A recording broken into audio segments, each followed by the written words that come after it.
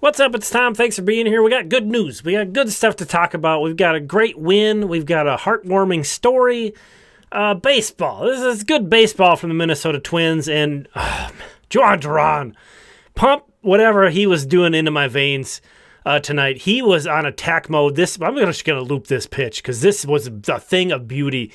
Game-tying run on second base, and he gets Rafael Devers, and he went right after Devers.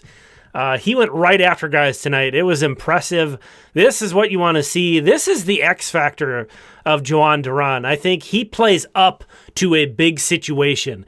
And, in Fenway, on the road, you got one run. There's no wiggle room for him tonight. And he just goes right after guys. Gave up a leadoff hit, so it wasn't completely clean, but worked around that and did not shy down. And that was a message. That was a statement outing from Jhoan Duran, and hopefully a statement outing to his teammates of let's go, guys. Get on my level. Let's go and win games and just go at it and not mess around. I loved it. I pumped that outing into my veins. Twins win 4-3. Saints were supposed to play a doubleheader, and both games got rained out. That team's had such a hard time playing. Surge lose, Kernels win, Muscles lose. Pitching side, great performance. Great performance. Brock Stewart struggled as the first man out of the pen after a pretty big rain delay. Well timed, though, because Bailey Ober was done anyway, and the rain delay came at a really nice time for the Twins because it didn't disrupt his start at all. He goes 94 pitches, only gives up one run over 6 innings. Ober has now given up only 8 earned runs over his last 36 innings. It's a 2 ERA after giving up 8 runs in that first start alone. So he's really got back in gear. Pitched well tonight with a quality start. Brock Stewart, again, he wasn't out there for too long, but he got into all sorts of trouble. Luckily, Griffin Jax came in and stabilized the game, got a couple ground outs. I figured he'd come back out for the 8th inning, Griffin Jax. As you see there, he only threw 7 pitches to get the rest of the 7th. But no, Cole Sands went out, and he got into trouble. Not all of it was his fault. There was a weird play between the second baseman and the shortstop, Clemens and Correa. But all's well that ends well, and he executed on a pitch to get a double play to end that inning. That was massive. Shout out to Cole Sands. And then Duran, again, he gave up a hit, and he intentionally walked a guy, Bregman, to set up a better matchup. So it wasn't like he just totally blew the doors off of everybody. But, man, especially that at bat with Devers, he was on it, dude. That was super impressive from Duran. Kody Clemens, that's kind of the story of the game. I wrote the game recap at Twins Daily, so if you want to see a really longer and written breakdown of the game, and I kind of honed in on that, as I'm sure everybody who wrote about this game did. It was a really special moment. Roger Clemens, you can have complicated feelings about him. I do, being someone who really, that was one of my first favorite players was Roger Clemens.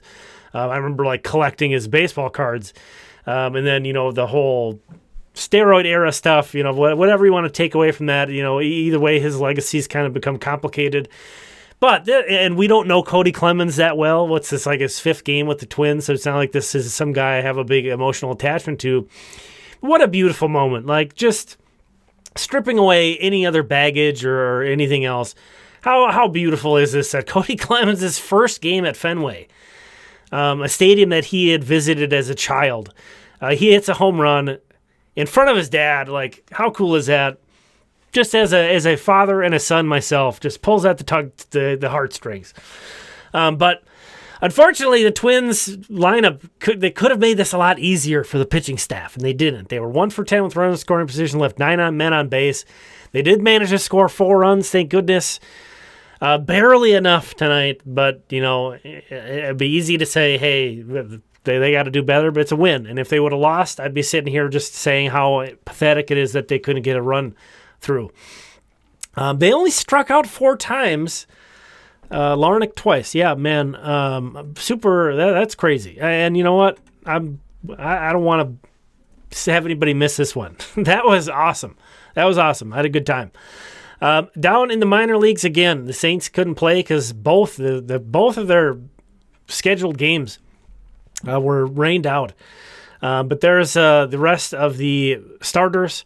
Jose Olivares struck out 6 in 3 innings. He has a 0.66 ERA and 20 strikeouts in 13 2/3 innings so far this year. Very impressive. Dason Hill, very short, 1 1/3 innings. So he got taken out in the first inning. He didn't give up any hits or any runs. He gave up a walk, but he did only throw 12 of his 27 pitches for strikes. So not sure what happened with Dason Hill. He's been really good, but he's like 19. They're going to be very, very careful with him. So I'm not sure. Not sure if there's an injury or what that happened there. He only threw 27 pitches. This game wasn't broadcasted, so just kind of be on the lookout for him. He's been pitching really well, and he didn't necessarily pitch poorly today, but he wasn't throwing strikes. Paul-Sean Pascalato of Cedar Rapids pitched 2 hitless innings and now has a 0 ERA in 14 innings this year as a reliever. Very impressive. On the hitting side, the Cedar Rapids Kernels had a ton of guys. I should call out the FCL Twins started today, and Eduardo Beltre, their big guy, hit a grand slam, and they won 4-3. They were down 3-0. He hit a grand slam. They won 4-3. I'm not going to really touch that level. I only really touch on the 4 minor league full level season. The FCL is going to end early. They only play a short season. But I wanted to keep an eye on that, and Eduardo Beltre is my number 1 guy at that level. He's a top 10 prospect for the Twins for me. But tons of stuff on the Kernels. They had a big game. Kaelen Culpepper had a full hit night and stole a base. He is now hitting .340 with an .889 OPS and a 13.3 K percentage, so not striking out a lot. This is a great early start for Kaelen Culpepper.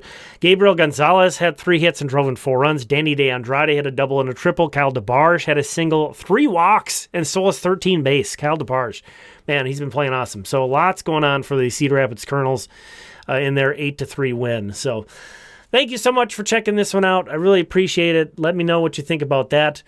Sorry for no recap the previous night. I wrote the Twins Daily Minor League Report. It's been nice to get back there and writing, kind of diversifying things, and there's something new coming on Monday. There's something new coming on Monday. If you're this late, keep that in your pocket, but keep an ear out. We'll talk again soon.